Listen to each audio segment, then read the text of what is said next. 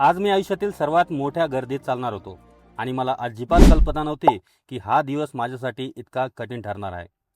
रामकृष्ण हरी मित्रांनो, आज आपल्या पायी वारीचा चौथा दिवस आणि आजचा टप्पा होता पुण्याहून दिवे घाट पार करून सासवडपर्यंत. आणि जसं की तुम्हाला माहीत आहे की माझा हा प्रवास मी माऊलींच्या पालखीसोबत करण्याचा निर्णय घेतला आहे. सकाळी 3 वाजता दिवसाची सुरुवात झाली. दिंडीमधील सगळ्यांनी आवरून लवकर निघण्याची लगबग सुरू केली. प्रार्थना झाली आणि ठीक 4 वाजता आम्ही दिंडीसोबत निघालो. पण माझी योजना वेगळी होती. मला लाखो वारकऱ्यांसोबत माऊलींच्या पालखीच्या अगदी जवळ चालायचं होतं. म्हणून मी हडपसरला थांबलो आणि वाट पाहू लागलो.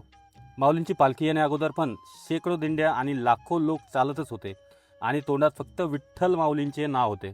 दूरवर टाळ मृदंगाचा आवाज येऊ लागला आणि संपूर्ण हडपसर भक्तांच्या महासागरात बदललं.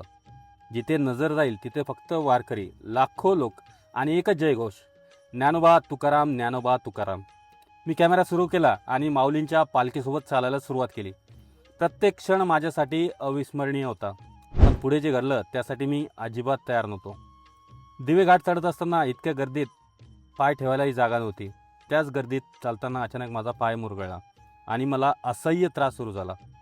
त्या क्षणी पुढे एक पाऊल टाकणंही शक्य नव्हतं. मी रस्त्याच्या कडेला बसलो. 1-2 मिनिटासाठी नाही, पूर्ण 2 तास.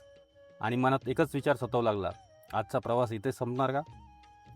खूप वेळ वाट पाहिली, प्रयत्न केले, पण चालणे जमत नव्हते. शेवटी एका गाडीवाल्याला विनंती केली आणि त्यांनी मला मदत केली आणि मला गाडीत बसून घेतले. पण प्रवास अजून संपला नव्हता.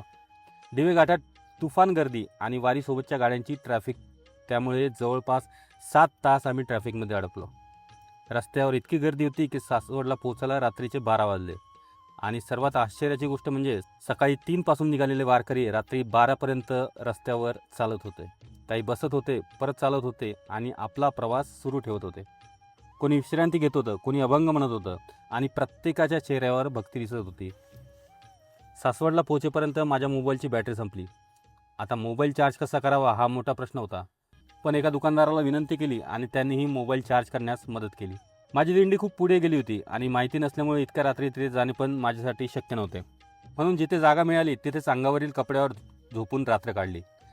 आज मला एक गोष्ट शिकायला मिळाली. वारी म्हणजे फक्त चालणं नाही. वारी म्हणजे श्रद्धा. वारी म्हणजे सेवा. वारी म्हणजे लाखो अनोळखी लोकांमध्येही आपलेपणा हा आहे. पाय दुखतोय, शरीर थकलंय, पण मनात एकच विश्वास आहे, माऊली सोबत आहेत आणि उद्याही हा प्रवास सुरू राहणार आहे. रामकृष्ण हरी.